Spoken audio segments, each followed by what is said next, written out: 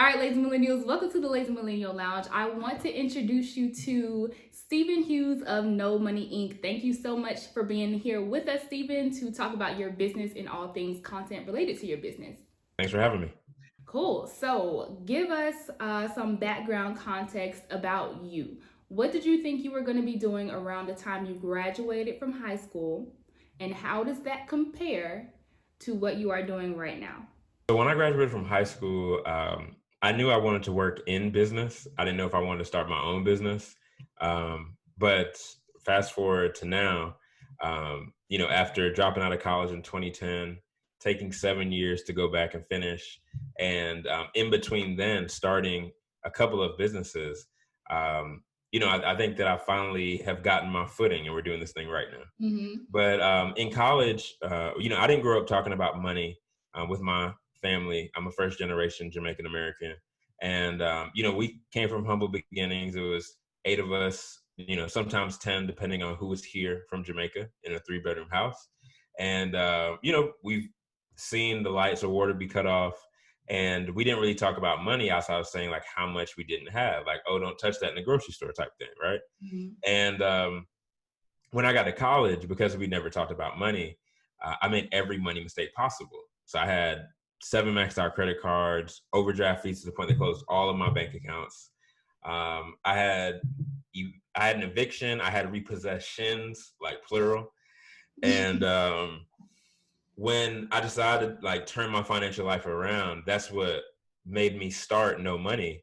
Because I was meeting a lot of people who said like, hey, this money information is going over my head too. I just need somebody to talk to me about how to do it now. And, after making the mistakes and learning how to correct them myself, I was just telling people the mistakes that I made and how I turned it around.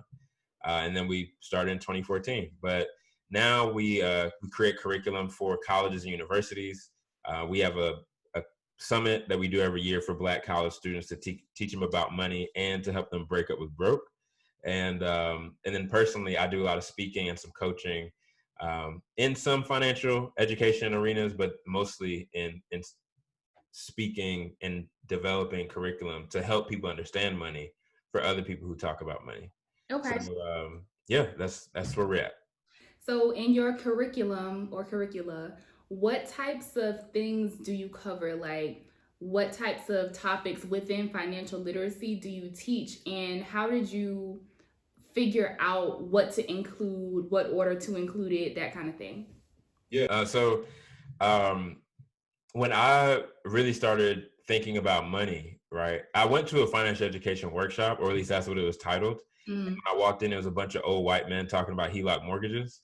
And I was like, bruh, what? This that's this is not, the that's not this where is I the am. financial education workshop? This is what we signed up for? So Where was that? Where was that workshop through? Was that through like a it, university, or how did you it find it? was it was in Greenville, Okay. and I heard about it when I was on Clemson's campus, and I was like, oh, this would be perfect. But I think that the company that was advertising it was, I can't even remember the company name, but I want to say it was like a network marketing company on campus. Okay. And so when I walked in, I had no idea, I had no information on anything. Mm, And that was like, I remember distinctly, like, if there's nothing else that I remember about that day, the main topic was damn HELOC mortgages. And I didn't even know what a regular mortgage was at the time. So I was like, maybe not. This isn't for me. But I knew that I wanted all of my events, like my live events, to be social, like, have a networking portion to it. Every single one of them has like Jamaican food or something like that at it. There's hip hop or reggae music that's played before and after, like, we talk. And then with the curriculum that we built, I really wanted to make sure that it moved people to action. Like, that was my biggest thing, because even now, for the people who feel like they never talked about money, mhm. um, I heard that I should budget. I heard that I should stay away from credit cards, but no one told me why and then what I should do instead. Mhm. So, you fall into these traps because there's not enough specific information. Like, personal finance is personal. And so I just want to make sure I create an environment that people can feel transparent about what they have going on, because Mhm. that's the only time that we can really build. And so, really, everything in our curriculum is built on transparency. It's built on authenticity. It's built on uh, the ways that people learn. So like we've auditory learners, we've learners who do better when they're doing, right? We've learners who are visual learners, and we incorporate all of that into the curriculum with activities, with like resources, and then even now when we're doing virtual workshops because the Rona's out here, Hmm. I think that it's even more important to be engaging, and that's just something that I think is oftentimes is missing from financial education curriculum. Yeah, I totally agree. What I do with health information, there's kind of like that same vibe where like it's always real buttoned up or dry or boring. And it's like, this might be helpful information, but if you can't communicate it to a person in a way that they can be interested in it, understand it, apply it to their life, like what's the purpose? What are they going to do with it? Exactly. When you are doing these workshops and sessions for universities or whatever other institutions, is it kind of like, whatever curriculum you have set up, that's it? Or do the event organizers or the person that you coordinate with at that institution, do they also offer input on like what it's going to look like? How does that work from your end? So all of the workshops that we have, they're pretty much baked as far Okay. as like these are the topics that we're going to cover. But when I'm working with a client, especially a school that has a unique need, or even a company that has a unique need, I think about when the New York Times reached out to me earlier this year to say that they wanted to do they specifically wanted to do a program for their employee resource group that was for Black employees at the New York Times. And when I when I sent them information, like I wanted to make sure that I created a brand new workshop just for that specific instance. Mm-hmm. And I think that it's important to configure each workshop for your audience, and especially like when we're talking about money, because it's such a taboo topic. Everybody's starting from a different place. Mm-hmm. So you have some schools that say like, oh, well, I would love to talk about investing, but I know students ain't ready for that right now. So let's get a base that they can build off of, and we'll get to investing at one point.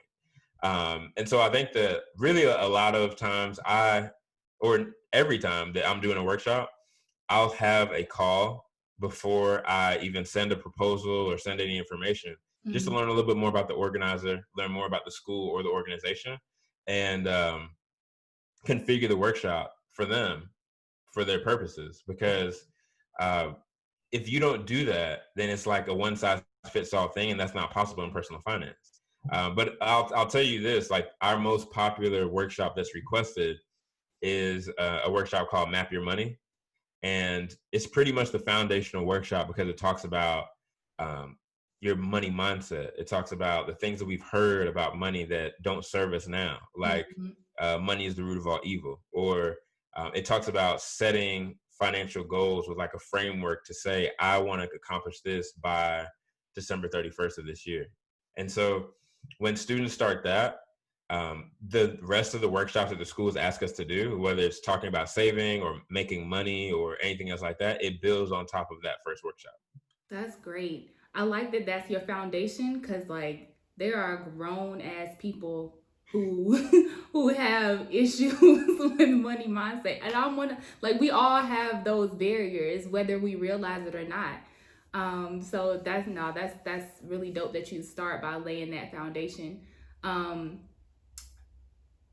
let's backtrack a minute because you just dropped New York Times, and I know in 2014 when you started No Money Inc., you weren't serving organizations or institutions like the New York Times. So take us back to then. Tell us what it was like in the beginning stages of the business and how it has evolved, like how you have, I guess, established yourself as a leader in your field, as like a legitimate source of financial education to these institutions. Oh yeah, I can do that. I think, and I'll tell you, the New York Times, we didn't get a chance to work together this year, so I'm looking to make that a reality next year when Black History Month rolls back around, or if they want to do like more content like that focused on money.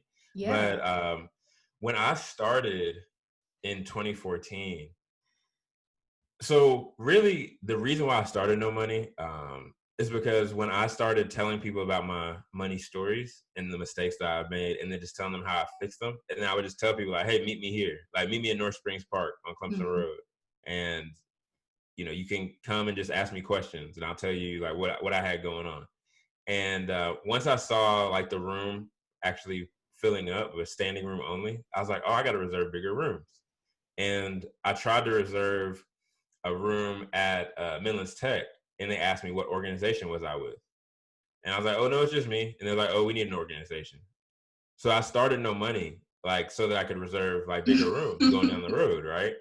And once we got started, because I had been volunteering for Junior Achievement for a little while, and I'd asked them like, "Hey, what's some what's like what are we doing for college students?" Mhm. And I kind of saw the college curriculum, and I saw how college students even it wasn't much like they focused on K through 12, but I think that was a gap in the financial education market that I felt like I could fill because I made my money mistakes in college. So once I got over that it should be for a bigger purpose than just bigger rooms, I was like, okay, well, I want to focus on delivering financial education like I want it to be delivered to me. So I started with community events. Like I still remember my first event was at Adventure Children's Museum here in Columbia, Oh, South Carolina, adventure. and I rented out like one of their spaces, and I had a documentary viewing for this documentary called Spent Looking for Change. And it kind of followed these families that had been caught up in like payday or title loans. And after it was all done, like we had like a panel discussion with um, a financial advisor and an executive from TD Bank. And after that first event, I was like, oh, I like this. Like Mhm. people enjoyed this. I could see people's response from this. I want to do this again. So it really started with live events. And then after people started attending the live events, like I think I did 4 in my first full calendar year. And I would never record them. People would say like, oh, where's the replay? I was like, nah, you just got to make it here. Like, if you don't make it here, I'm sorry, but catch the next one. And I took pride in that because I think that for the people who did show up and really locked in, um, you know, transformative things happen. I still have people send me messages now that say, I started this business, or I knocked out this debt, or Mhm. just these different messages. And I love that. But I think that when I started the live events, people started telling me the other things they wanted to learn. Like I would hand out surveys at the end, and I'd ask them like, "Hey, who do you work for?" or "Where do you go to school?" And I also started speaking at conferences around that same time. And so with the surveys that I was getting from my live events and from the surveys that I would get from like people who attended these conferences, I decided, all right, well, I need to build like a workshop around some of these that are just keep coming up. Mhm. And financial goals wasn't something that kept coming up, but that was like the thing that um, really gave me a financial 180. And with me now studying financial psychology and behavioral finance, like I know that people understanding their money mindset and where they want to go. So projecting like their vision of, oh, I want to see this. I want to move to Atlanta. I want to go here. I want to build a business. Um, it really starts with understanding where you are as far as like how you feel and think about money, and then where you want to go and making that vision clear. Mhm. Because people talk about vision boards and all these other things, like that shit works. So when people really buy into it and lean into it and put some action towards it, Definitely. then they see the results. So No Money started really focusing on community events, and then as we kept seeing different people who told us what they needed, then we started building curriculum for that. Awesome. So you mentioned Bankroll Summit. Let's talk about that. At what point in the trajectory of No Money did you decide, we need a summit to kind of bring, a large group of people together and provide a large amount of information over a shorter period of time? Tell us about how that idea developed and then what exactly happens at Bankroll Summit. Yeah, so I wanted to do a summit like from when I first started No Money. So like in 2014, 2015, I wanted to do a summit, but I didn't really know how I wanted to put it together. And I also felt like um, other events were kind of serving the purpose of why I wanted to do a summit at the time. But between like 2015 and 2018, I started doing workshops for colleges, for middle schools, for high schools, for organizations like Salvation Army or Verizon Wireless or Blue Cross Blue Shield. And then it just got to a point where I felt like I was doing financial education for everyone. And if you're selling to everyone, you're selling to no one. Mm-hmm. And I realized that I needed to really get a core of where I wanted to go and what I wanted to do financial education wise. And really, when I think about it, like Jessica, my girlfriend Jessica Boyd, she has help the organization put our arms around like serving college students, really nailing down our target market, and making sure that we're serving them the way that we want to serve them. Like she knows the feel of the brand, she knows like how we talk, how we get down. And so when I told her I wanted to do an event, and we started talking about Bankroll Summit, it was so we had Bankroll Summit on like April 2nd of 2019, right? It was like right at the beginning of Financial Literacy Awareness Month. And we had the idea to really start rolling with it in November of 2018. And most people know, like for an event like that, you got to have 6 months of planning. Yeah, And at least, and even that's like tight timeline. right. So I didn't know that at the time because I'd been doing all of these events, but nothing to that scale. Mm-hmm. And so Jessica was the creative director, and she brought in like a spatial planner. And once we locked down the venue and I locked down the speakers, Bankroll Summit was always something that I wanted to do for Black college students, because Black college students have the least amount of resources when we're talking about college students. So not only would Black college students may not have or at the same level of financial education, because we all lost in college for the most part, when it comes to money, but also the resources of providing when you're in school or when you're outside of school aren't there. And I wanted to make sure that we were providing resources, to our community for this same purpose. And so when we started Bankroll Summit, because I'm in sales too, like I've been in sales for the past 10 years. Okay. And I know that on Lazy Millennial, you talk about how you have like these multifaceted careers. Like, you got this podcast, but you're also in healthcare. And, I felt like that for a while because I've been in sales for the same amount of time that I've been in financial education.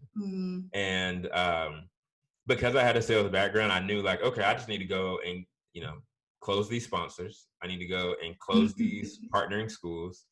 And so I made I think I got Jessica to make a list of all the HBCUs in South Carolina. And I just started reaching out to them and trying to set appointments where I could tell them about Bankroll Summit, let them know what it'd be impactful for their students, and let them know that they don't have to pay anything for their students to attend. They just have to take care of transportation to and from the summit.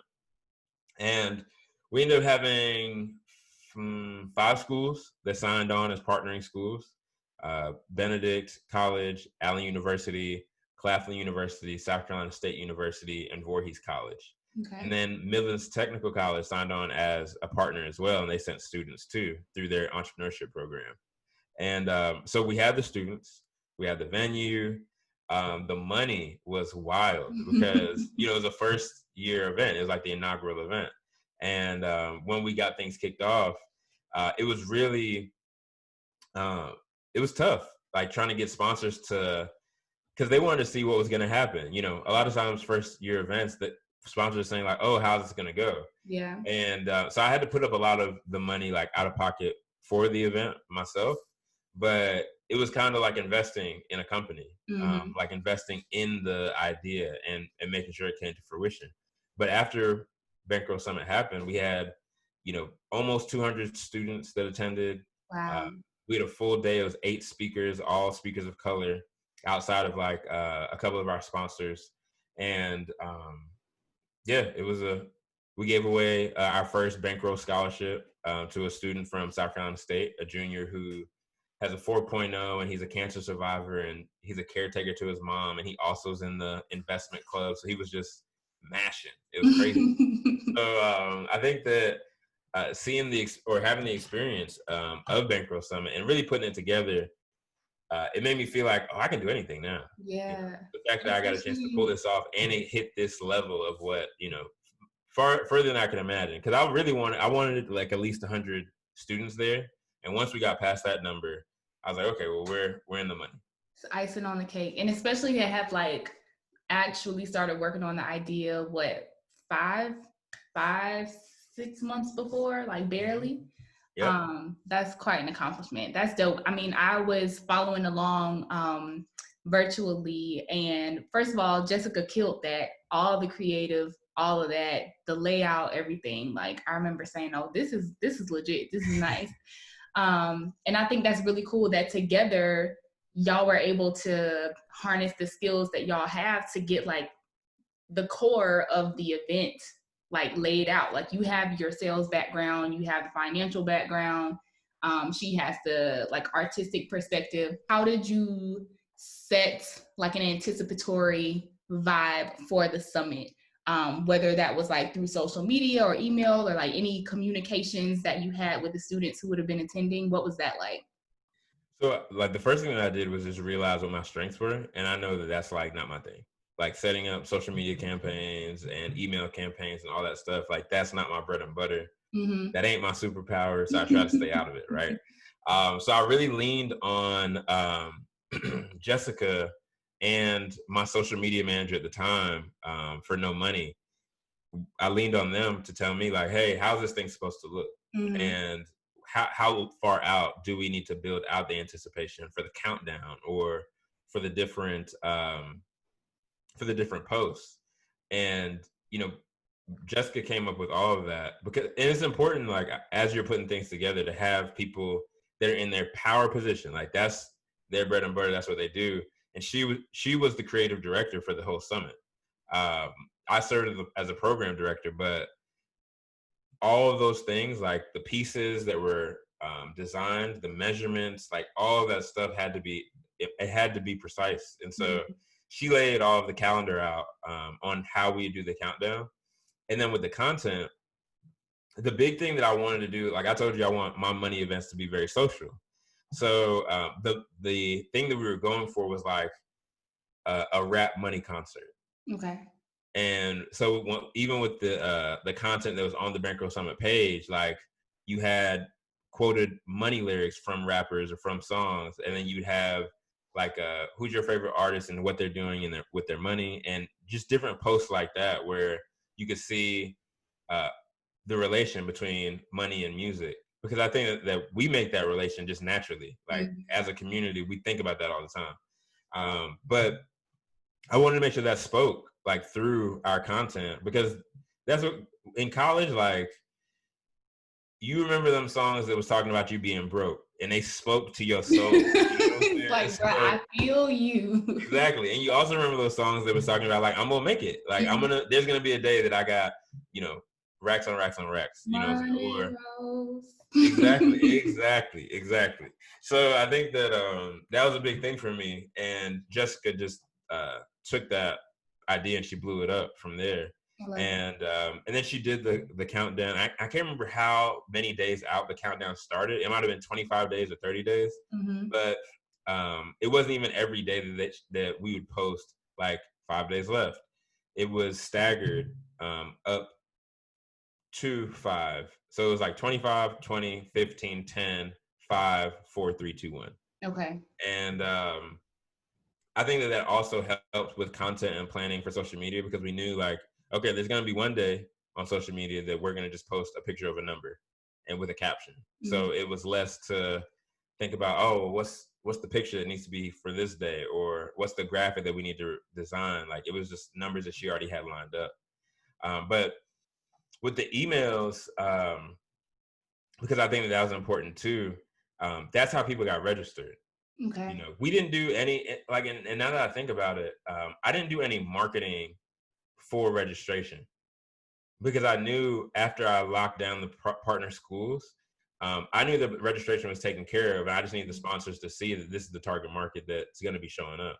And then they And kind of made sure that the students were like in the pipeline to register for the event? Okay.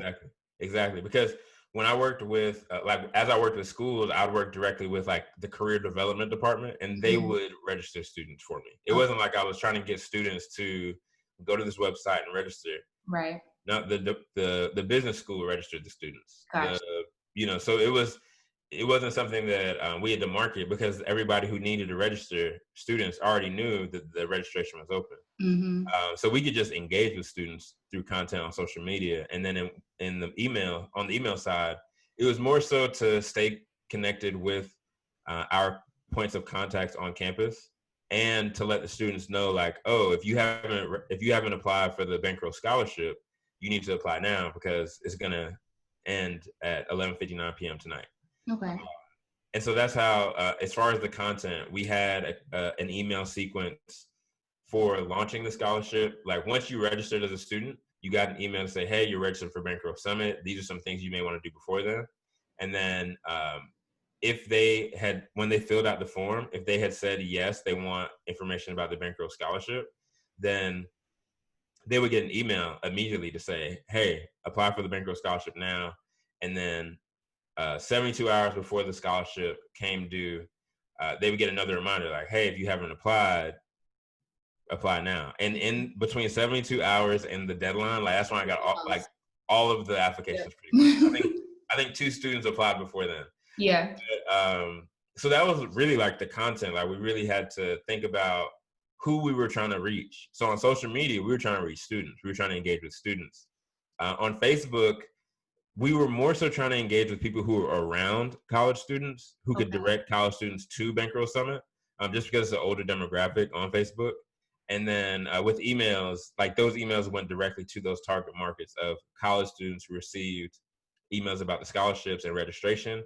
And then our partnering school uh, points of contact that received just, day of information, or what to expect in 2 days when you get to Columbia, or where you can park your school bus, all that good stuff.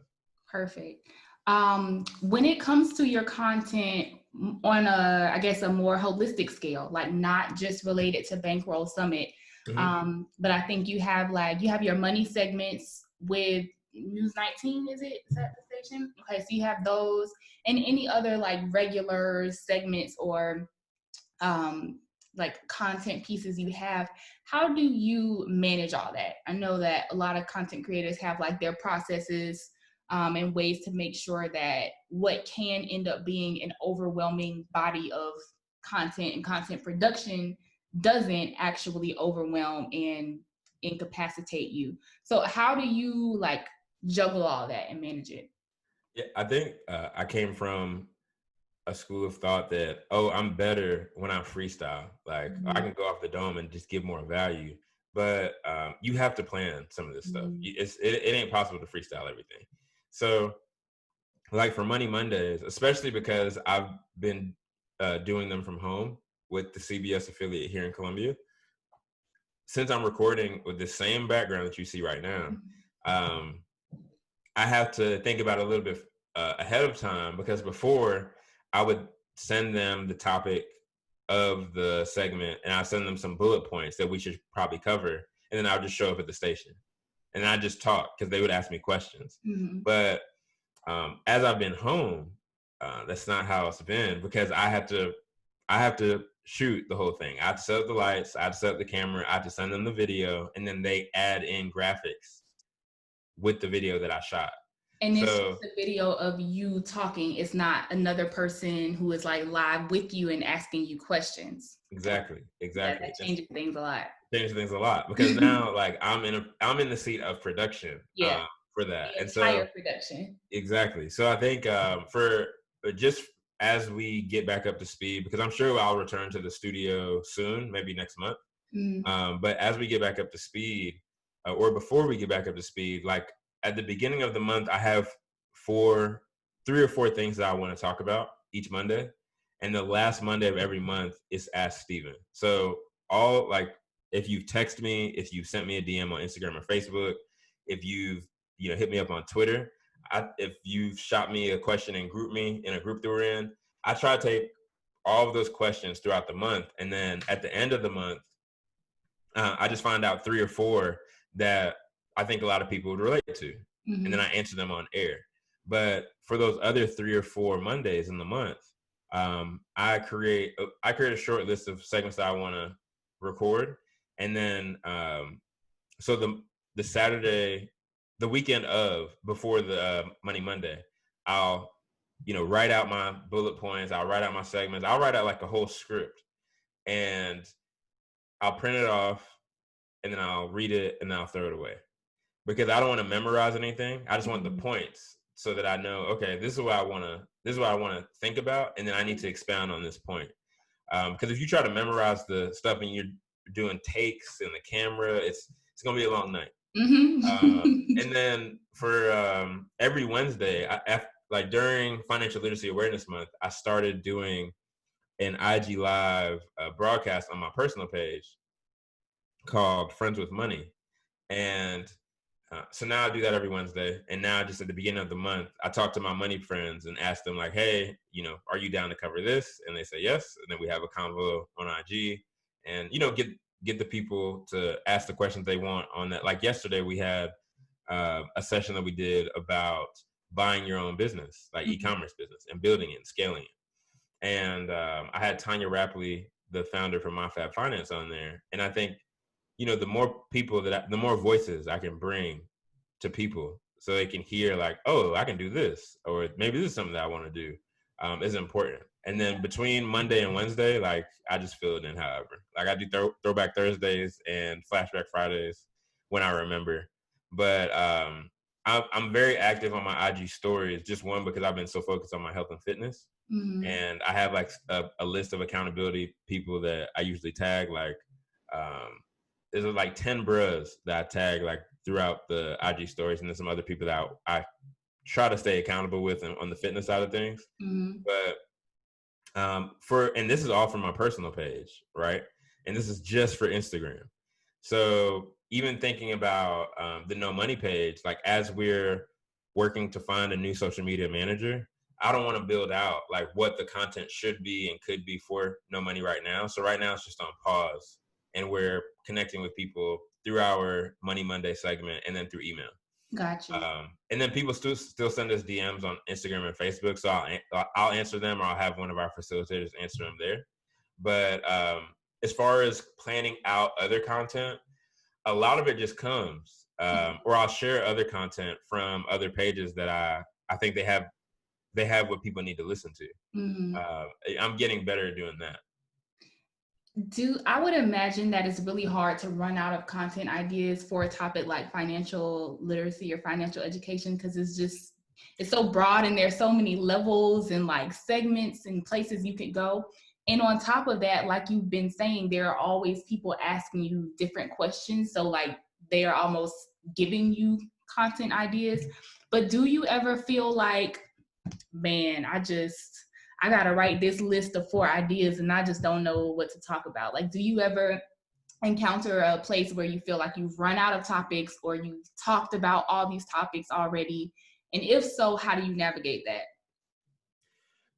So I get to that point, but not because I feel like I've talked about everything, but more so because I wonder what people want to hear. Mm-hmm. Like, what do people need? And if I like this month, or maybe it was last month during May, like we talked about the racial wealth gap. We talked about ways to increase your Black owned business. And maybe not all of those things were Money Monday topics. Maybe they came in on the Friends with Money IG Live that I did, but it was easy to say like I know what I want to talk about because of everything that's going on. Like um, even with the pandemic, you get all these protests, and police brutality is like on everybody's screen right now. And so I just wanted to talk about the things like on the money side of things, because I think everybody has their lane. Mm-hmm. But for me, I think that we can do well by ourselves in economic justice, like by increasing our businesses or increasing our financial positions, or even thinking about wealth and planning for it for our kids.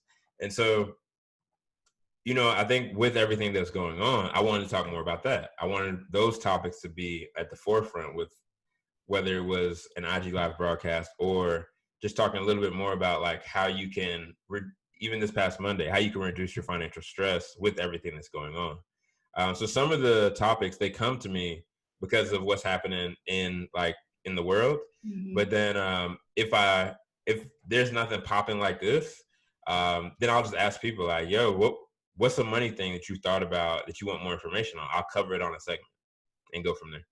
Perfect. Steve, you've given us a lot to think about in terms of like how to apply content to our own individual businesses, and how to like maximize that and make sure we are tailoring it to the audiences that we're trying to reach. So I really appreciate that and think this has been a wonderful conversation. If people want to follow you, you individually or your company, how can they reach you on social media? And if they want to possibly like enlist you to do a workshop for their organization, how could they set that up? Sure. And I'll say one last thing about content. Like we're talking about some of the things that I produce for video, Mhm. but I think the biggest thing is just capturing some of the things that you're thinking about or that's happening around you and putting that out as content. Because a lot of the times that I've posted, it's conversations that I'm having like with a friend or family member or in GroupMe. So I'll just say that like as we close things out. But if people want to follow me or contact me, they can find me on social media across all pages. I'm No Money Steve, so that's KNOWMONEYSTEVE, and then you can follow our organization. It's No Money Inc. That's KNOWMONEYINC. And I'm most active on Instagram. My brother has gotten me to do more tweeting, so I'm on Twitter now these days too. But you can always, if you have questions about bringing like a no money workshop to a college, university, company, or organization, you can visit our website. It's nomoney.org, or drop me a line. I'm Steven at nomoney.org, and that's STEVEN. Just so we don't get any PH mix ups around here. So, you but no, I love this. I've enjoyed it a lot. I appreciate you having me. Thank you so much. All right, we'll see you next time. All right. Peace.